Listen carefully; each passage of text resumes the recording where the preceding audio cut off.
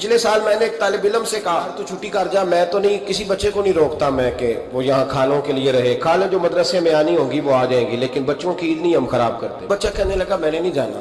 میں نے بچے سے کہا یہاں جو ہوتے ہیں، میں نے کہا اس سے پوچھو کیوں نہیں جا رہا، کوئی کرائے کا معاملہ ہے تو اس کو پیسے دے۔ بچہ میرے قریب آیا، میں نے بلایا تو میں نے کہا تو کیوں نہیں جا رہا؟ تو کہنے لگا میری امی کہتی تھی کہ مدرسے میں قربانی ہوگی۔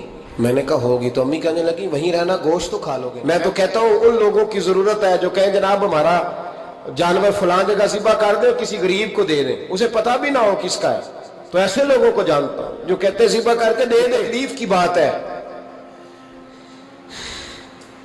4 قربانیاں کرنی ہیں، 3 بڑی میں حصہ ڈالا، 1 چھوٹی ہے، تو کس طرح کرنی ہے 4؟ کہتے ہیں 3 میں نے بانٹ دینی ہے بڑے والی، اور بکرا سارا فریزر میں لگانا ہے، کیونکہ میں نے مفتی صاحب سے سنا ہے کہ سارا گوشت گھر میں رکھنا جائز ہے۔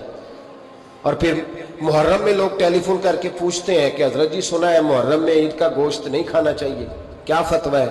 تو میں کہتا ہوں آپ گوشت تو چلو سارا سال ہی کھا لے آپ، بے شک اگلے سال محرم تک کھائیں، منع نہیں، لیکن کیا کسی نے خبر دی تھی کہ قحط پڑ جائے گا پھر عید کے بعد دوبارہ بکرا نہیں ملے گا؟ جس کے پاس قربانی کرنے کی گنجائش ہوتی ہے اس کے بعد میں بھی گوشت خریدنے کی گنجائش ہے۔ یار یہ دائیں بائیں جو لوگ ہیں یہ ہمارے ہیں، اپنے غریب بہن بھائیوں پر توجہ کریں، خود آ گئے ہیں۔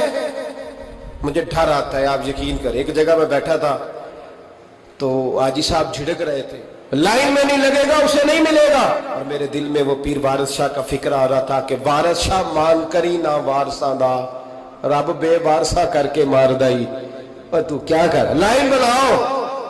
کیوں جی 4 بوٹیاں ڈال لیے، ابھی آ گئے ہو، صبح ہی آ گئے ہو، اور بس کر یار، بس کر، اگر اللہ نے تجھے دینے والا بنایا ہے تو گردن کا سریا ذرا تھوڑا سا نیچا کر۔